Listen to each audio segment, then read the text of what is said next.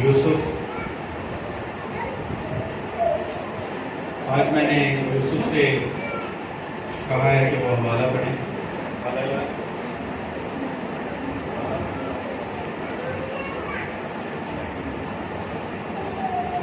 مسیح یسوع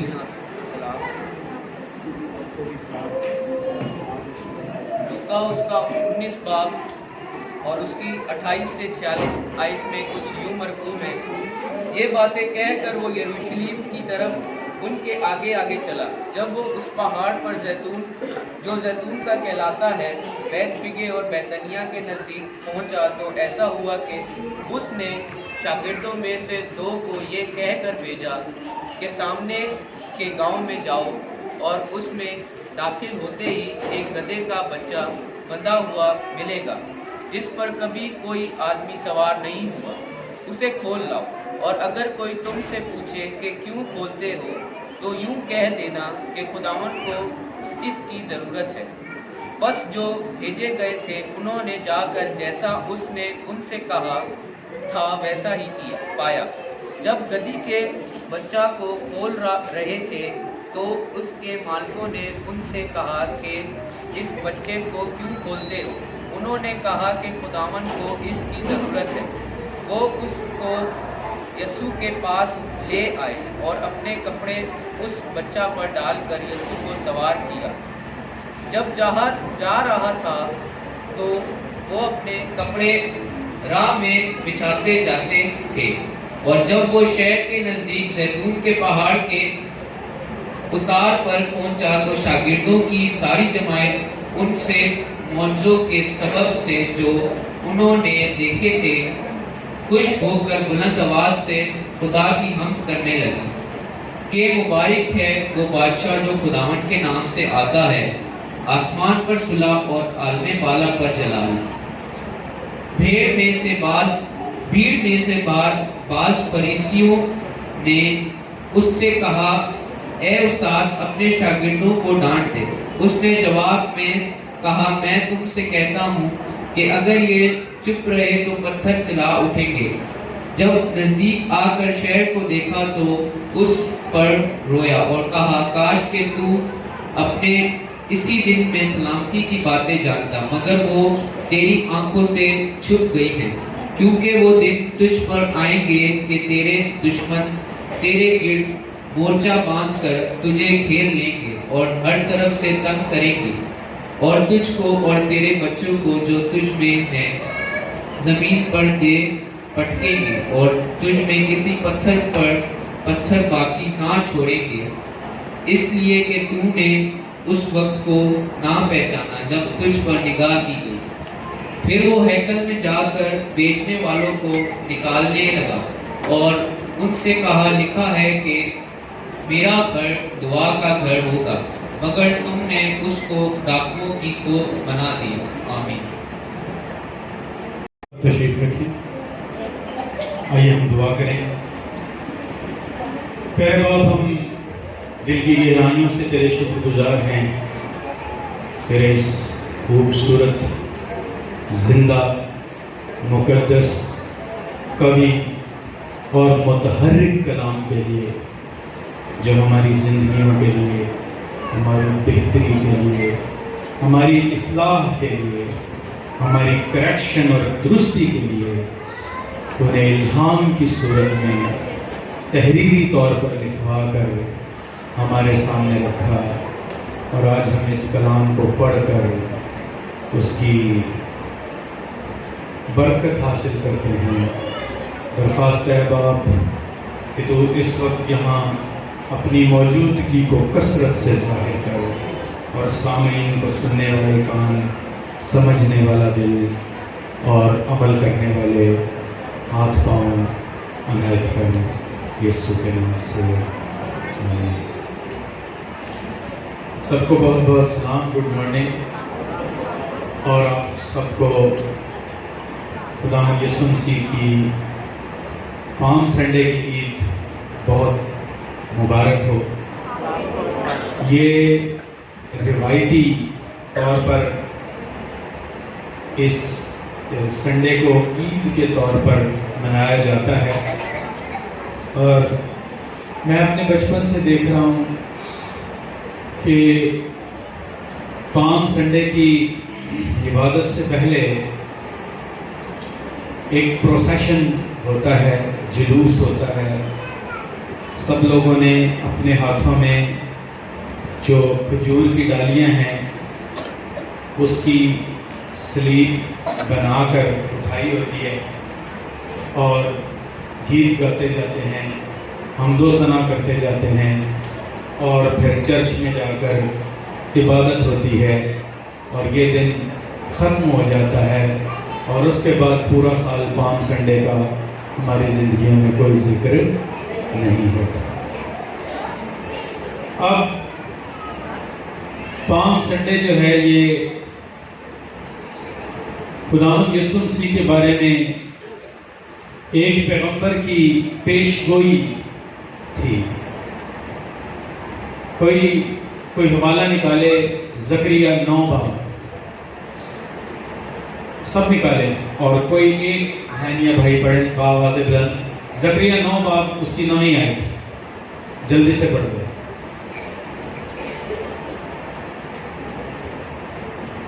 اے بنت صیون تو نہایت شادمان ہو، اے دختر یروشلم خوب للکار، کیونکہ دیکھ تیرا بادشاہ تیرے پاس آتا ہے، وہ صادق ہے اور نجات اس کے ہاتھ میں ہے، وہ حلیم ہے اور گدھے پر بلکہ جوان گدھے پر سوار ہے. Thank you. تو یہ پیش گوئی زکریا نبی نے کی ہے اور یہ خداوند یسوع مسیح کے یروشلم میں داخلے کے بارے میں ہے. سٹوری یہ ہے کہ جب سے خداوند یسوع مسیح کی پیدائش ہوئی ہے تب سے ہر سال خداوند یسوع مسیح عید فصح کے موقع پر یروشلم آتے ہیں. ہر سال 12 سال وہ اپنے والدین کے ساتھ آتے رہے اور اس کے بعد 18 سال تک وہ اپنے دوست احباب اور فیملی کے ساتھ فصح کی عید میں شامل ہونے کے لیے یروشلم آتے رہے. اور یہ خداوند یسوع مسیح کا یروشلم کی طرف زندگی کا آخری سفر ہے. اور لوکا طبیب نے اس واقعے کو سفر نامے کے طور پر تحریر کیا ہے. خداوند یسوع مسیح گلیل سے چلے ہیں اور یریحو اور دیگر علاقوں سے ہوتے بیت فگر اور بیت انیہ کے قریب پہنچ گئے. اور یسوع مسیح راستے میں اپنے شاگردوں سے کیا گفتگو کر رہے تھے؟ جب خداوند یسوع مسیح یروشلم کی طرف کو نکلے ہیں تو راستے میں 3 دفعہ خداوند یسوع مسیح نے اپنے شاگردوں سے کہا کہ دیکھو ہم یروشلم کی طرف جا رہے ہیں اور اس دفعہ تمہارے آقا اور مالک کو گرفتار کر لیا جائے گا اور ضرور ہے کہ وہ حوالے کیا جائے اور مصلوب ہو، قتل کیا جائے. اور ساتھ ہی خداوند یسوع مسیح نے اپنے شاگردوں کو کئی دفعہ تسلی بھی دی، لیکن فکر نہیں کرنا کیونکہ ابن آدم تیسرے دن مردوں میں سے جی اٹھے گا. خداوند یسوع مسیح مرنے کے لیے، دکھ اٹھانے کے لیے، صلیب پر جان دینے کے لیے یروشلم کی طرف جا رہے ہیں. میں اکثر ایک بات کہتا ہوں کہ ہم میں سے کسی کو بھی 3 باتوں کا، اپنی موت کے متعلق 3 باتوں کا علم نہیں ہوتا. پہلی بات کہ ہم کب مریں گے ہمیں علم نہیں ہوتا. دوسری بات ہم کیسے مریں گے یہ بھی ہمیں علم نہیں ہوتا. اور تیسری بات ہم کہاں مریں گے اس بات کا ہمیں علم نہیں ہوتا. ہمارے محلے کا ایک پادری تھا تو اس نے کہا کہ جی میں 12 دسمبر 2012 کو مر جاؤں گا. وہ نہیں مرا. پھر اس نے کہا کہ میں 21 دسمبر 2021 کو مروں گا. تو وہ 5 جنوری 2019 کو مر گیا. تو کسی کی خواہش تو ہو سکتی ہے کہ جس روز میں پیدا ہوا ہوں یا جس روز میں چاہتا ہوں میں اس روز مروں. ان کی پیدائش تھی 12 مہینے کی 12 تاریخ. تو وہ چاہتے تھے کہ اچھا چلو 12 کو میں نہیں مرا تو پھر 21 میں بھی 1 اور 2 آتا ہے, 2 اور 1 آتا ہے, تو چلو 21 دسمبر کو مر جاتے ہیں. لیکن خدا نے کہا کہ نہیں, نہ تو 12 کو مرے گا نہ 21 کو مرے گا, بلکہ تو 5 جون کو مرے گا. کوئی تک ہی نہیں بنتا. تو ہمیں نہیں پتا ہوتا کہ ہم کب مریں گے, ہمیں نہیں پتا ہوتا کیسے مریں گے, اور ہمیں نہیں پتا ہوتا ہم کہاں مریں گے. لیکن دنیا کی ایک واحد ہستی ہے جس کو ان تینوں باتوں کا پتا ہے, اور انہوں نے اپنے شاگردوں کو بتایا کہ اس ٹرپ پر مجھے پکڑ لیا جائے گا, مجھے مصلوب کیا جائے گا, اور یہ واقعہ کہاں ہوگا؟ یروشلیم میں ہوگا. یروشلیم میں یہ واقعہ ہوگا. اب خداوند یسوع مسیح نے اپنے شاگردوں سے کہا سامنے والے گاؤں میں جاؤ. گاؤں کا نام نہیں بتایا گیا. بہت ساری باتیں یسوع مسیح نے جان بوجھ کر سیکریٹ رکھی ہیں, اور کہا کہ وہاں چوک میں ایک گدھی کا بچہ ملے گا, اسے کھول لانا, اور اگر کوئی پوچھے تو کہنا خداوند کو اس کی ضرورت ہے. یہ الفاظ خداوند کو اس کی ضرورت ہے یا خداوند یسوع مسیح نے اپنی ضرورت کا اظہار بہت کم کیا ہے. وہ ہمیشہ لوگوں کی ضرورتیں پوری کرتا رہا ہے. اس نے کبھی نہیں کہا کہ مجھے اس بات کی ضرورت ہے. اس نے کبھی نہیں کہا کہ لومڑیوں کے بھٹ ہوتے ہیں, ہوا کے پرندوں کے گھونسلے ہوتے ہیں, تو میرے لیے بھی کوئی محل بنا دو. نہیں, اس کا مزدوروں کی زندگی والا حال تھا. جیسے مزدور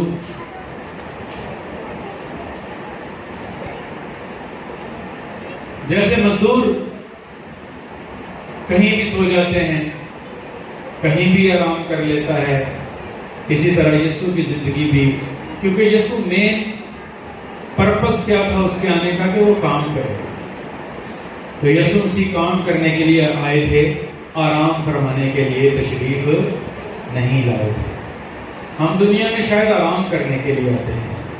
ہمیں آسائشیں چاہیے, ہمیں سہولتیں چاہیے, ہمیں پیکیجز چاہیے, ہمیں پروٹوکولز چاہیے.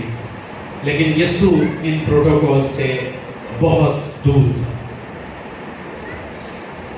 تو خداوند یسوع مسیح کو گدھے پر سوار کرا لیا گیا, اور یسوع کے شاگرد اور بھیڑ کیا کر رہی تھی؟ وہاں نعرے بازی ہو رہی تھی. اور اکثر و بیشتر جب یروشلیم میں لوگ جایا کرتے تھے حج کے لیے, تو حجاج کرام جو ہیں وہ نعرہ لگایا کرتے تھے, مبارک ہے وہ جو خداوند کے نام سے آتا ہے. اور یہ زبور 118 کی ایک آیت ہے, مبارک ہے وہ جو خداوند کے نام سے آتا ہے. اور ہمیں ہوشانہ کے نعروں کا ذکر ملتا ہے۔ اچھا، چاروں اناجیل میں یہ واقعہ پایا جاتا ہے، متی، مرقس، لوقا اور یوحنا میں، اور چاروں میں تصویر فرق اینگل سے پورٹریٹ کی گئی ہے، ایک اینگل سے نہیں تصویر دکھائی گئی۔ تو نعرے بازی وہاں کیا ہو رہی ہے؟ ہوشانہ۔ اور یہ ہوشانہ جو ہے یہ عبرانی زبان، اس کے معنی ہے ہمیں بچا۔ لفظ یسوع کے کیا معنی ہیں؟ بچانے والا، سیویئر، ہمیں سیو کر، سیو اس او لارڈ، اے خداوند ہمیں بچا۔ اور وہ کس بات سے بچنا چاہ رہے تھے؟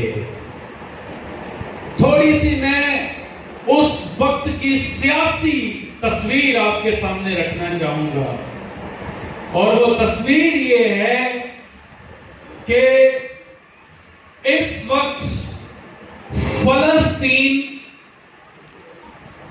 روما کی سلطنت کے زیر تسلط ہے۔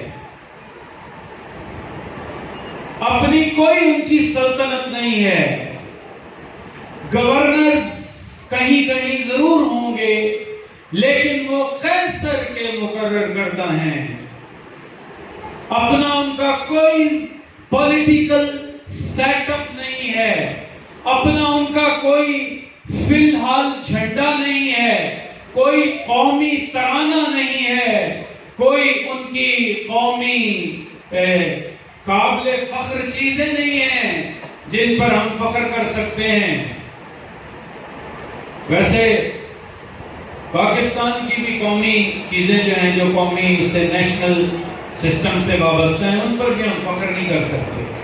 ہمارا قومی کھیل کیا ہے؟ کیا ہے ہمارا قومی کھیل؟ ہاکی۔ تو کیا ہم ہاکی پر فخر کر سکتے ہیں؟ کیا ہم کہہ سکتے ہیں ہمارا قومی جانور کون سا ہے؟ مارخور۔ آپ نے کبھی دیکھا ہے زندگی میں؟ حقیقت میں دیکھا ہے کبھی؟ مجھے لگتا ہے چڑیا گھروں میں بھی مشکل سے ہوگا۔ تو اسی طرح اس وقت جو بنی اسرائیل کے لوگ ہیں، فلسطین کے لوگ ہیں، ان کے پاس بھی قومی طور پر اپنے لیے قابل فخر بات کوئی بھی نہیں تھی۔ اب ناصرت میں ایک نبی پیدا ہو گیا جو کہ صرف نبی نہیں ہے، جس کے بارے میں لوگ سمجھتے ہیں کہ وہ نبی ہے، وہ یرمیہ ہے، وہ ایلیا ہے، وغیرہ وغیرہ ہے، لیکن پطرس نے کیا اقرار کیا کہ تو زندہ خدا کا بیٹا مسیح ہے۔ اور خداوند یسوع مسیح نے پطرس سے کیا فرمایا کہ پطرس، یہ بات خون اور گوشت سے، دنیا کے فلسفوں سے تجھ تک نہیں پہنچی، یہ بات تجھ تک آسمان سے ڈائریکٹ آئی ہے۔ تو یسوع مسیح جسے لوگ ناصرت کا پیغمبر سمجھتے ہیں، وہ ناصرت کا پیغمبر نہیں ہے، وہ ابن خدا اور مسیحا بادشاہ ہے۔ اب خداوند یسوع مسیح نے پانی کو میں بنا دیا، اور پانی کو میں بنانے کا مطلب یہ ہے کہ خداوند یسوع مسیح نے نیچر کو بدل دیا۔ پانی کی فطرت فرق ہے، میں کی فطرت فرق ہے، یکسر بدل دیا۔ اور اس معجزے سے وہ کیا بتانا چاہ رہے تھے؟ وہ یہ بتانا چاہ رہے تھے کہ میں انسانوں کی نیچر کو بدلنے آیا ہوں، انسانوں کو اندر سے تبدیل کرنے آیا ہوں، انسانوں کو یکسر بدلنے کے لیے آیا ہوں۔ اور پھر خداوند یسوع مسیح کے معجزوں کی بھرمار ہو گئی۔ کبھی یسوع کسی اندھے کو دیکھتا تو اس کی آنکھوں کو کھول دیتا، کسی بہرے کو دیکھتا تو اس کے کانوں کو کھول دیتا، کسی گونگے کو دیکھتا تو اس کی زبان کو کھول دیتا، کسی ککڑے کو دیکھتا تو اس کی ریڑھ کی ہڈی کو، وہ ایسا آرتھوپیڈک سرجن تھا جو ہاتھ لگائے بغیر اس کی ریڑھ کی ہڈی کو سیدھا کر دیتا، کسی لنگڑے کو دیکھتا اسے چلنے کی توفیق بخشتا، کسی کوڑی کو دیکھتا اسے پاک اور صاف کر دیتا، کسی مفلوج کو دیکھتا اسے کہتا اٹھ اپنی چارپائی اٹھا اور چلتا بن، کسی مردے کو دیکھتا تو اس کو کہتا اٹھ جا۔ جب انہوں نے یہ والے معجزے دیکھے، اور ایک معجزے نے تو ہلچل مچا دی، اور وہ معجزہ کون سا تھا؟ 5 روٹیوں اور 2 مچھلیوں کو برکت دے کر 5000 سے زیادہ لوگوں کو سیر کرنے کا معجزہ ہے۔ اس معجزے پر لوگوں نے یہ فیصلہ کیا کہ this is a mighty man، یہ بڑا قوی انسان ہے، آؤ ہم اس کو کیا کر دیں؟ بادشاہ بنا دیں۔ ذرا یوحنا کی انجیل کا بیان کبھی پڑھیے گا، لکھا ہے کہ یسوع کو وہ پکڑنا چاہتے تھے تاکہ اسے کنگ بنا دیں، بادشاہ بنا دیں، اور یسوع نے وہاں سے بھاگ کر مشکل سے اپنی جان چھڑائی اور بادشاہ بننے سے انکار کر دیا۔ اور کچھ لوگوں کے دلوں میں یہ امید جاگ پڑی تھی کہ شاید رومی سلطنت کا تختہ الٹ کر یہ ہمیں سلطنت بخش دے گا، بادشاہ ہم بن جائیں گے، ہمارا اپنا ملک ہوگا، اپنی آزادی ہوگی، اپنے ترانے ہوں گے، کیونکہ جب یہ لوگ اسیری میں ہوتے ہیں یہ پھر اپنے ترانے بھی نہیں گاتے۔ زبور 137 میں پڑھتے ہیں نا کہ ہم نے اپنے بربط بیت کے درختوں کے ساتھ لٹکا دیے، کیونکہ دیار غیر میں ہم سے مطالبہ کیا جاتا تھا کہ اپنے وطن کا کوئی گیت ہمیں سنا۔ انہوں نے کہا ہم نے اپنے ستار اور بربط درختوں پر ٹانگ دیا، ہم نہیں گاتے بجاتے، کیونکہ غلامی میں، اسیری میں ہمارے لبوں پر حمد و ثنا نہیں ہوتی۔ تو خداوند یسوع مسیح کو معجزوں کے وسیلے سے اس کی بڑی شہرت تھی، اور پھر خداوند یسوع مسیح نے یروشلم میں بھی بڑے معجزے کیے۔ ابھی میں تھوڑی دیر پہلے ایک کبڑی عورت کا ذکر کر رہا تھا، تو یہ معجزہ کہاں ہوا؟ یہ یروشلم میں معجزہ ہوا، اور بھی بہت سارے معجزے جو ہیں وہ یروشلم کے اندر ہوئے، اور لوگ یسوع مسیح کو جانتے تھے، پہچانتے تھے، اور انہیں پتا تھا کہ یہ بڑا قوی آدمی ہے، اور آؤ اس کو ہم بادشاہ بنا دیتے ہیں۔ اندر سے لوگ یہ کہتے تھے کہ بادشاہ بن جائے یسوع، اور یسوع نے بادشاہ بننا پسند نہیں کیا۔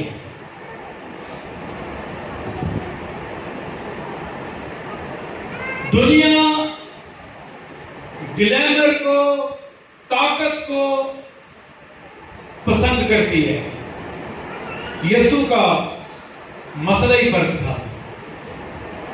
یسوع اس دنیا کا بادشاہ نہیں ہے،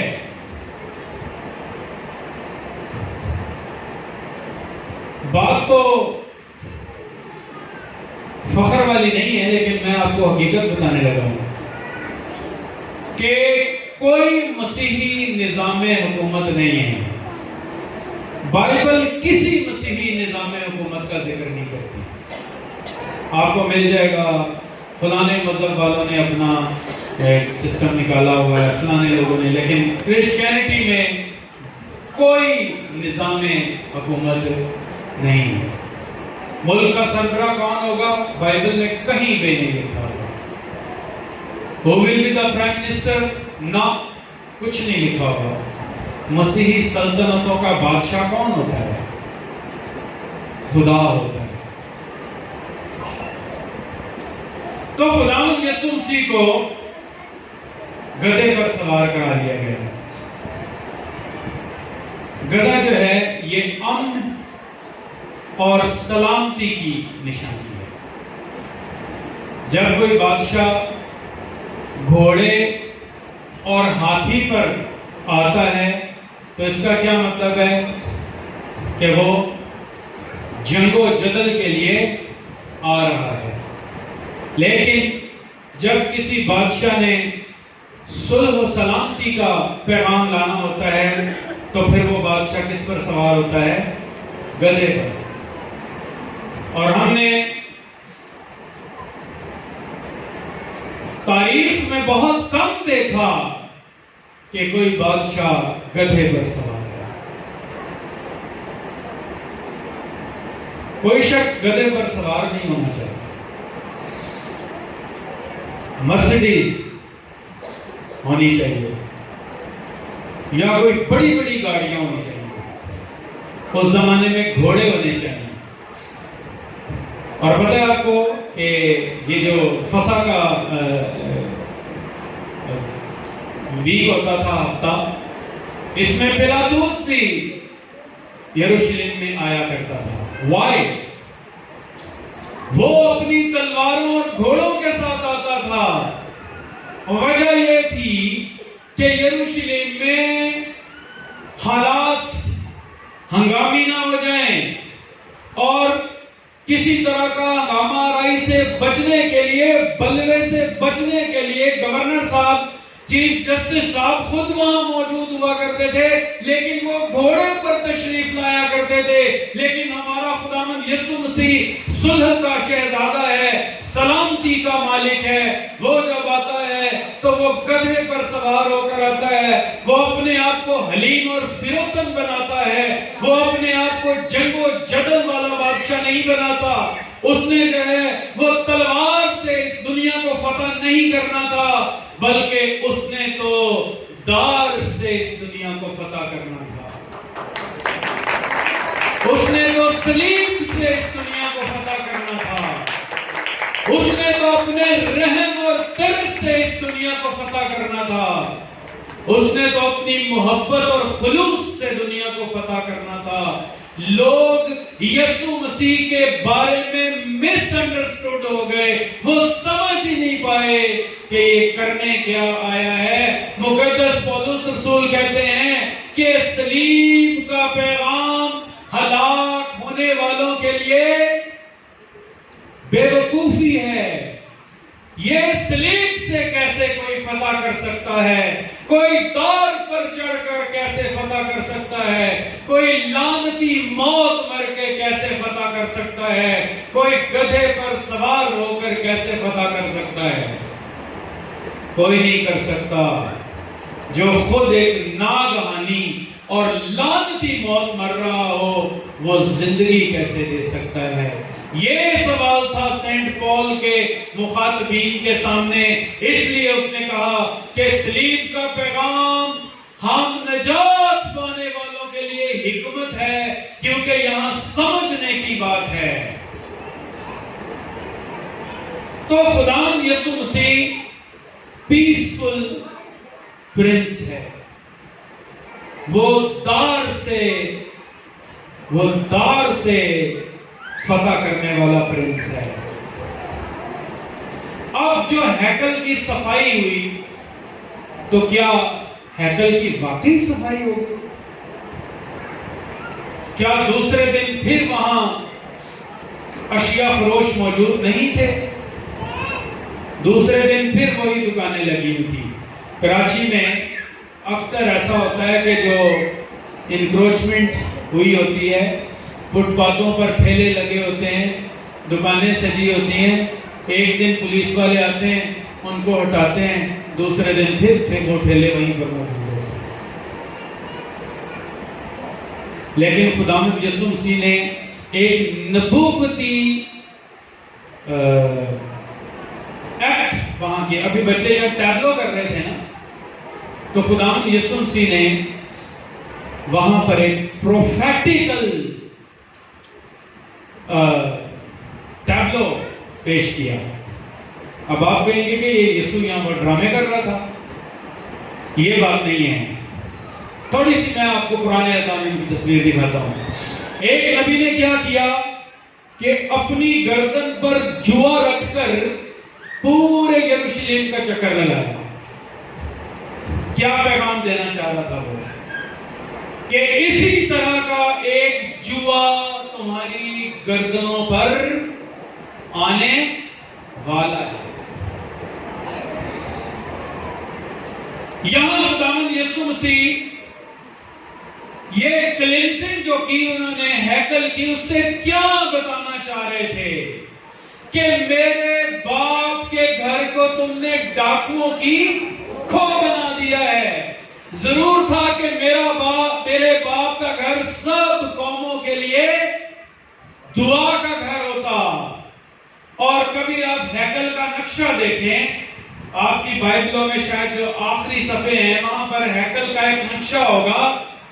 وہاں پر پاک ترین مقام ہے، پاک مقام ہے، پھر کاہنوں کی ڈیوڑی یا صحن ہے، پھر یہودی یعنی اسرائیلی مردوں کا صحن، عورتوں کا صحن، اور سب سے باہر جو ہے سلیمانی ہیکل کے اندر غیر قوموں کا برآمدہ ہے.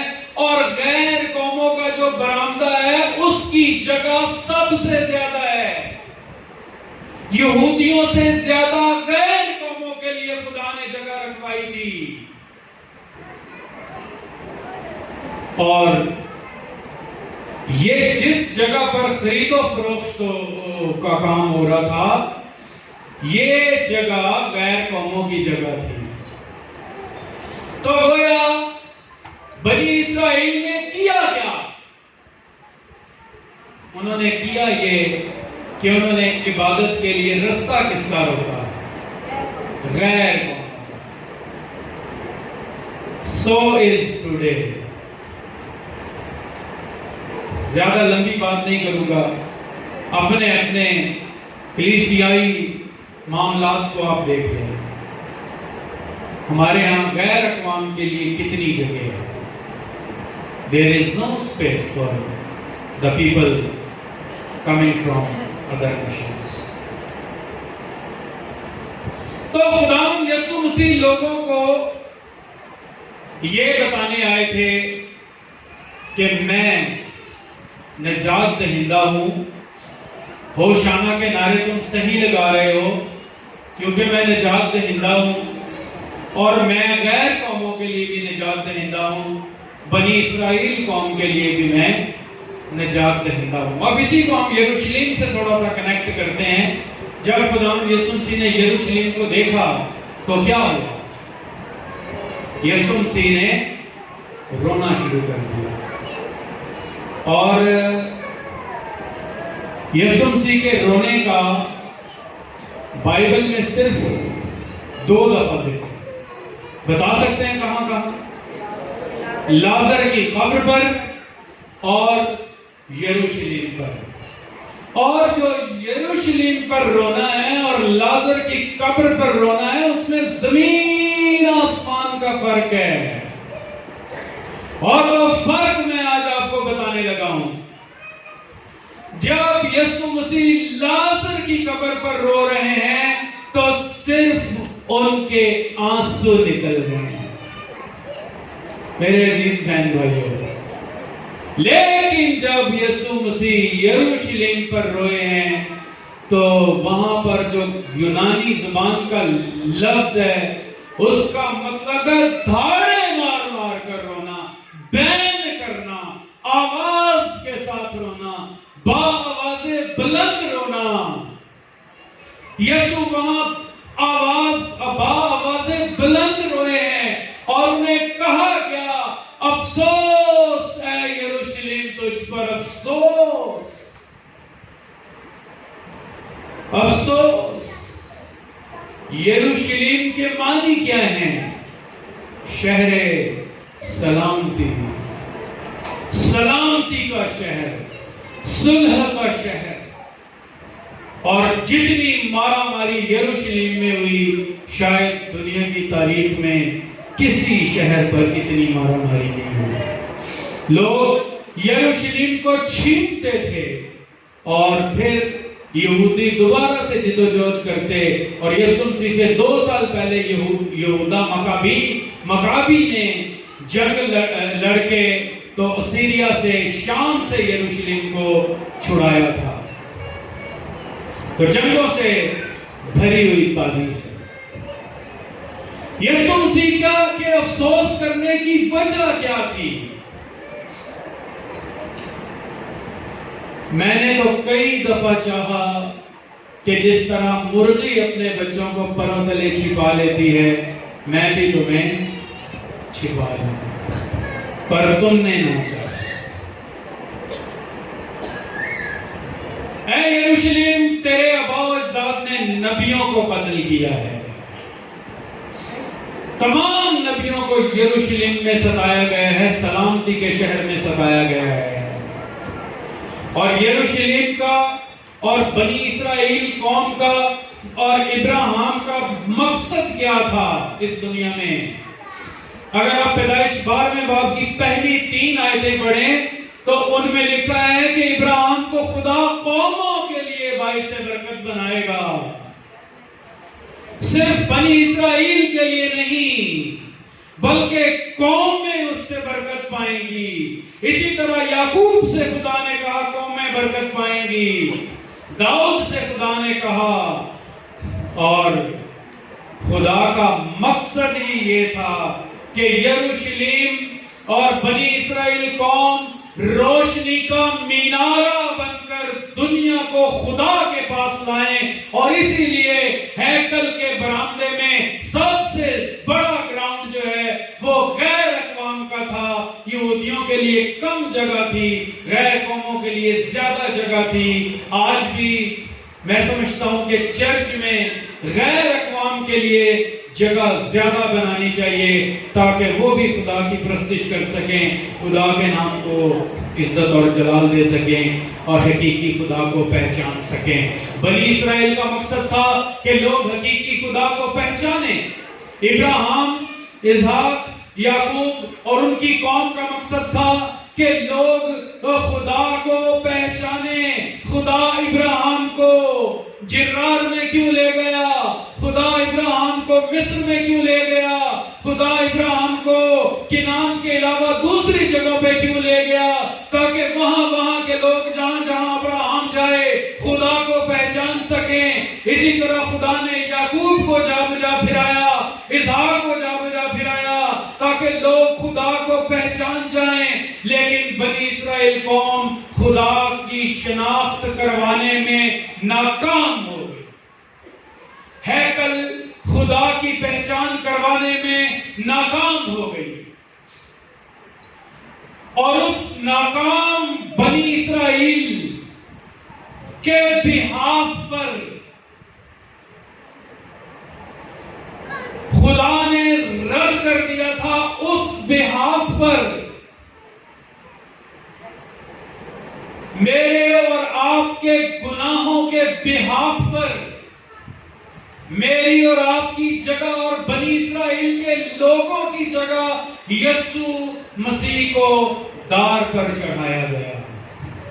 اس نے وہ جگہ لی جو جگہ گناہگار کی ہونی چاہیے تھی، جو جگہ بدکار کی ہونی چاہیے تھی۔ لوگ یسوع کی ذات میں گلیمر کو ڈھونڈ رہے تھے، لوگ یسوع کی زندگی میں سیاسی جد و جہد کو ڈھونڈ رہے تھے، لوگ یسوع مسیح کی شاہانہ زندگی کو دیکھ رہے تھے۔ ان کا خیال یہ تھا کہ ایک مسیحا آئے گا اور وہ آنن فانن روم کا تختہ کلٹی کر کے اس پر براجمان ہو جائے گا، لیکن یسوع وہ بادشاہ نہیں ہے۔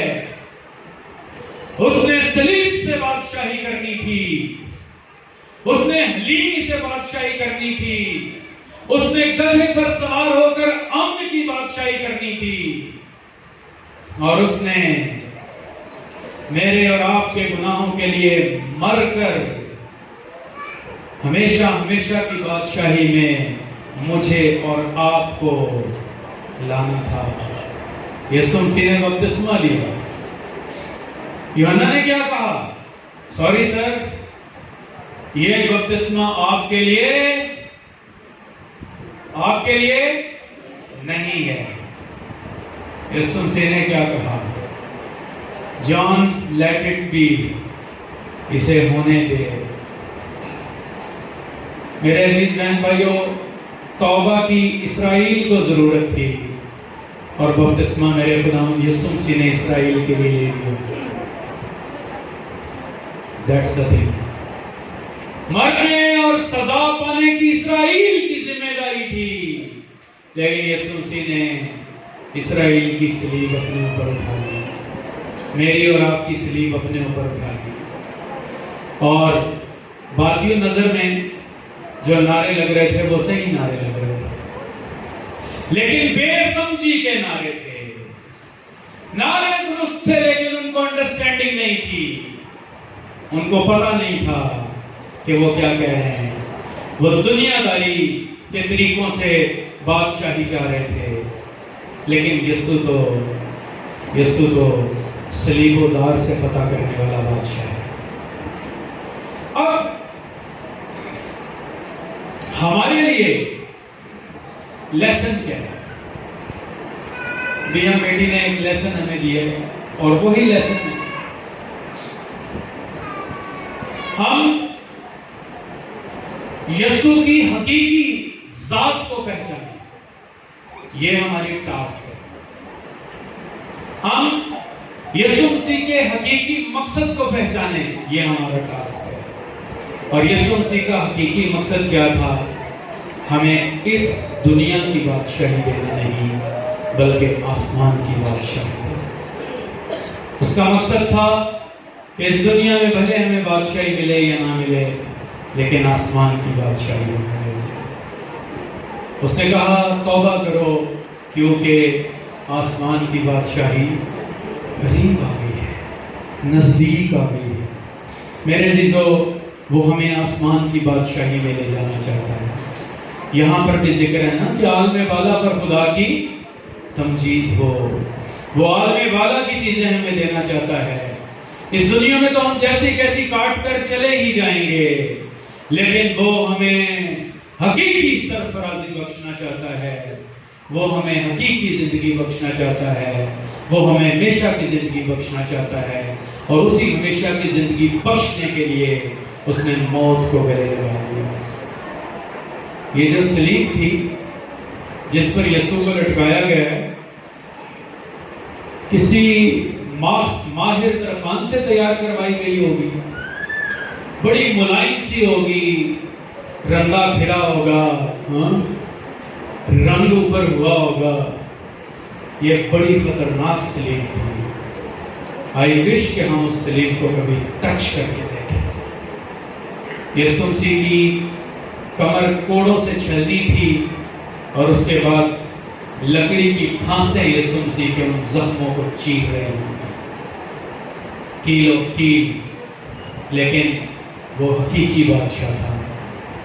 वो ऐसा बादशाह था जो अपनी कौम और कलीसिया के लिए जान दे सकता है।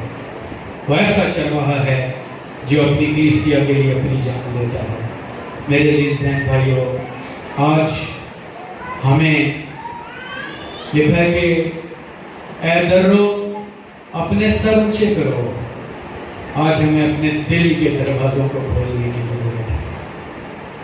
यरूशलेम के दरवाजे तो खुल गए, लेकिन पादरी साहब मेरे कान में बता रहे थे कि यरूशलेम वालों ने तो एक दिन तो बड़ा शहाना इस्तकबाल किया, और 6 दिन बाद यीशु मसीह को मसलूब कर दिया। और फर्क आज भी कोई नहीं है। मैंने अपने तारुफ में बताया था कि पाम संडे का पूरा साल फिर कहीं जिक्र नहीं है। मेरे अजीज बहन भाइयों, वो जनवरी से दिसंबर तक हमारा बादशाह होना चाहिए। वो दिन में भी हमारा बादशाह होना चाहिए, वो रात में भी हमारा बादशाह होना चाहिए, वो चर्च में भी हमारा बादशाह होना चाहिए, वो बिजनेस प्लेस पर भी हमारा बादशाह होना चाहिए, वो सफर में भी हमारा बादशाह होना चाहिए, वो स्कूल में भी हमारा बादशाह होना चाहिए, वो जॉब पर भी हमारा बादशाह होना चाहिए, वो हर जगह हमारा बादशाह होना चाहिए। शादियों में वो हमारा बादशाह होना चाहिए,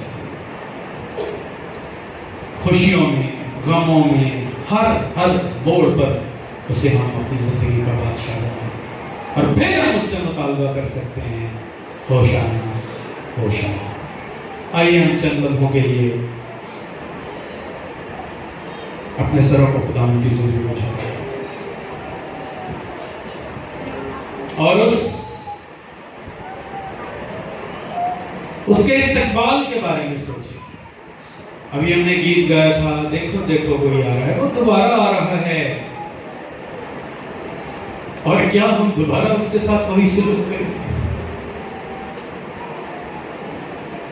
کیا ہم دوبارہ، پر آپ کو ایسا نہیں ہونے دے گا۔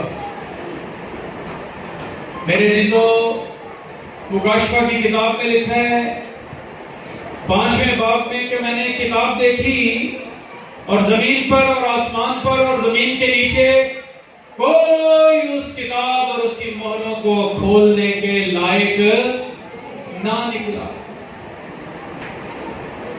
اور میں رو پڑا، یوحنا کہتا ہے، اور فرشتے نے مجھے کہا یوحنا رو نہیں، یہودا کے شیر ببر کو دیکھ۔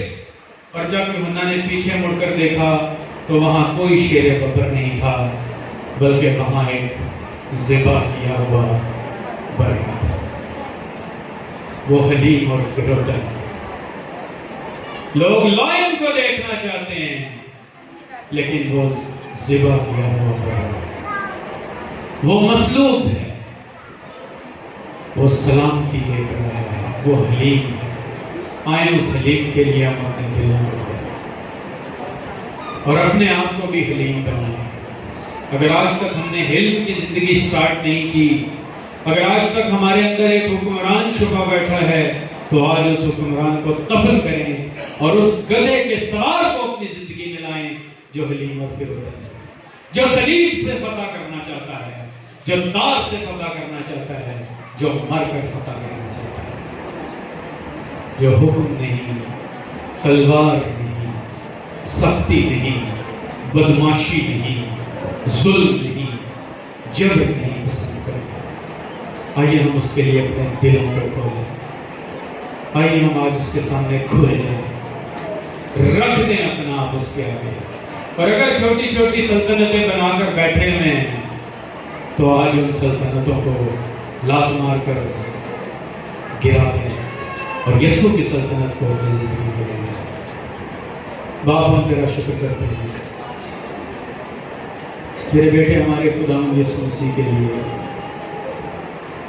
اس کی شاہانہ زندگی کے لیے، وہ کیسا زبردست بادشاہ ہے